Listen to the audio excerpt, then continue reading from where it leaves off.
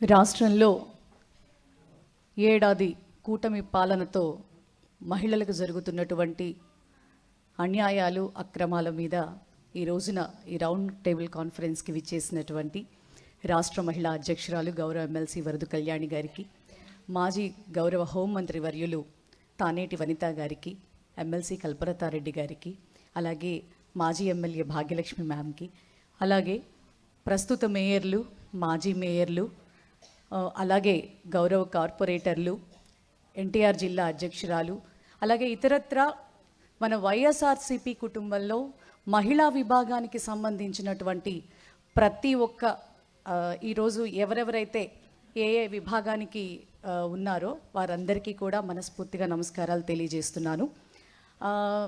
Madam చెప్పారు ఖచ్చితంగా, ఎందుకంటే అందరం కూడా చాలా సీరియస్నెస్లోకి వెళ్ళిపోయాం బాగా.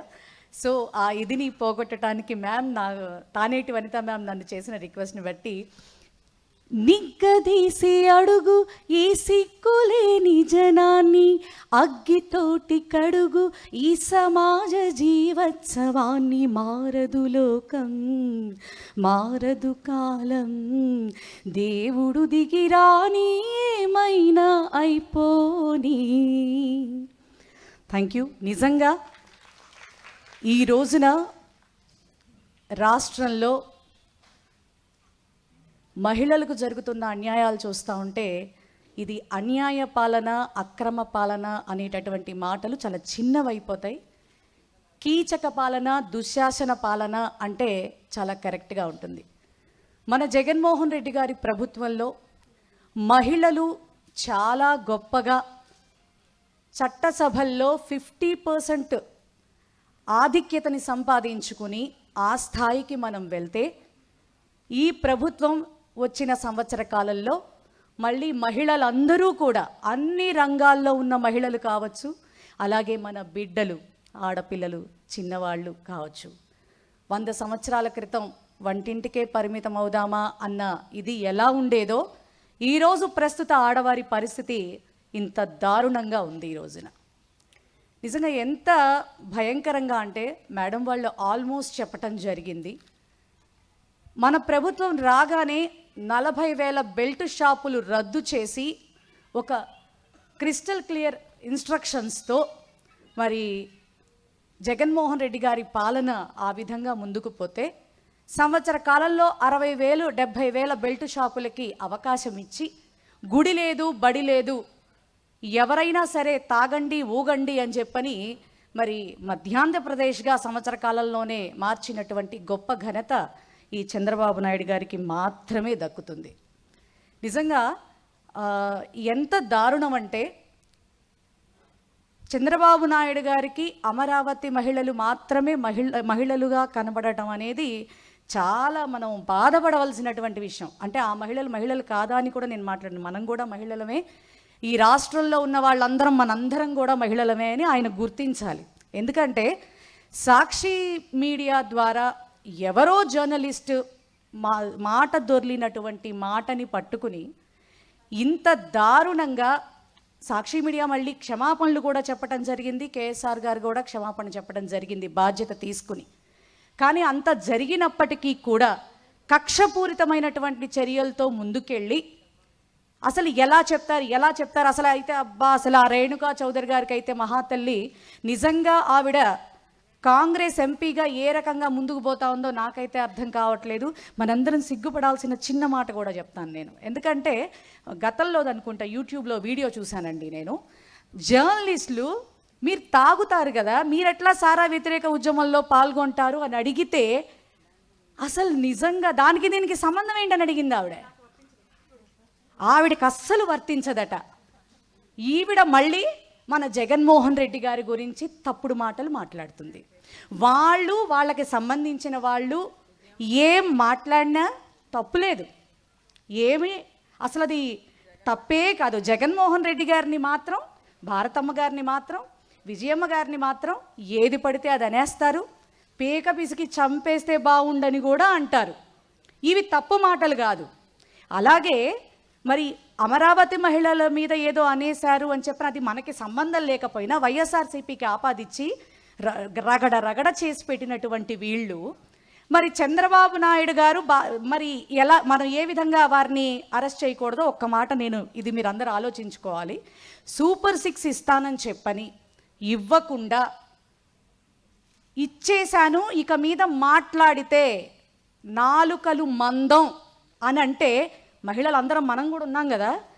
మరి నమ్మి ఓట్లేసిన ఆంధ్ర రాష్ట్ర మహిళల నాలుకలు మందం అన్న చంద్రబాబు నాయుడు గారిని ఏం చెయ్యాలా చెప్పాలి, అంతే కదా. మనమందరం కూడా ఈ సభ ద్వారా గౌరవ ముఖ్యమంత్రి వర్యుల్ని మనం అడుగుతా ఉన్నాం. మీ వాళ్ళు చేస్తేనేమో, మీ వాళ్ళు మాట్లాడితేనేమో రామాయణ మహాభారత భాగవతాలు, ఎదుటి వాళ్ళు మాట్లాడితేనేమో భూత పురాణాలు. ఇవి ఈ దరిద్రమైనటువంటి పరిస్థితుల నుంచి ఖచ్చితంగా మహిళలందరూ కూడా ఒక అడుగు ముందుకు వేయాల్సినటువంటి పరిస్థితి ఈ రోజున ఉంది.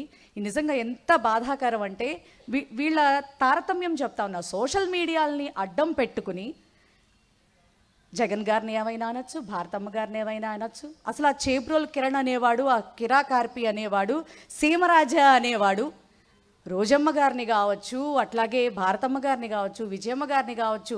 అసలు ఆ సీమరాజా అయితే అసలు మన లక్ష్మీ పార్వతి మ్యామ్ని వారి వయసుకి కూడా గౌరవం ఇవ్వకుండా ఎంత అసహ్యంగా మాట్లాడారు.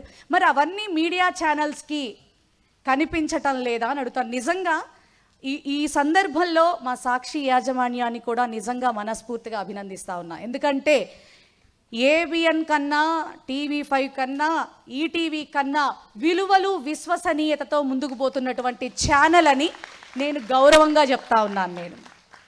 ఎందుకంటే ఇంత దారుణమైనటువంటి పరిస్థితులు అంటే మీకొక న్యాయం మాకొక న్యాయం అన్న చందంగా మాట్లాడటం అనేది చాలా తప్పు. అసలు ఇంకా హోమ్ మినిస్టర్ గారిని తీసుకుంటే ఇక ఆవిడని చూస్తే చేతులెత్తి దండం పెట్టబుద్దేస్తుంది. నిజంగా గతంలో ప్రతిపక్షంలో ఉన్నప్పుడు మాట్లాడింది అంటే అధికారం వచ్చిన తర్వాత కష్టపడిన వ్యక్తికి ఏదో ఒక గౌరవం ఇచ్చి నిలబెడతారు అని.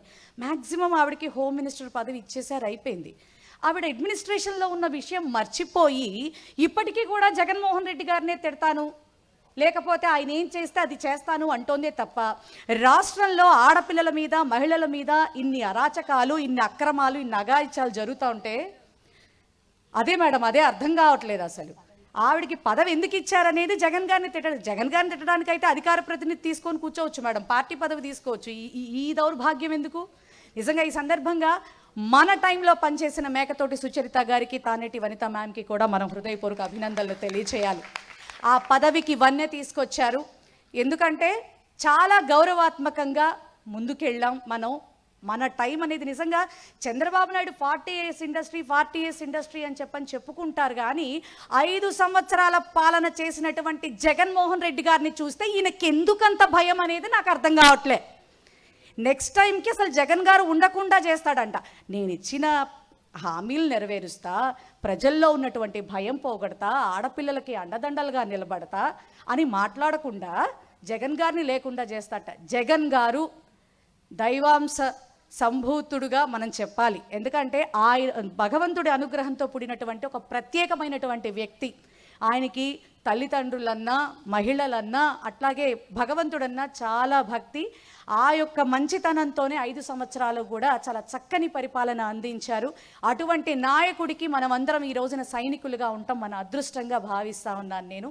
ఈ అరాచక పాలనని, ఈ అకృత్యమైన పాలన 29లో పోవాలని మనస్ఫూర్తిగా కోరుకుంటూ హోమ్ మినిస్టర్ గారి గురించి ఒక చిన్న మాట చెప్తాం. 24 గంటలు మన మాజీ ముఖ్యమంత్రి వర్యులు జగన్మోహన్ రెడ్డి గారిని పట్టుకొని ఒక పులివెందుల ఎమ్మెల్యే అంటోంది. పులివెందుల ఎమ్మెల్యే అంటే నీకెందుకంత భయం?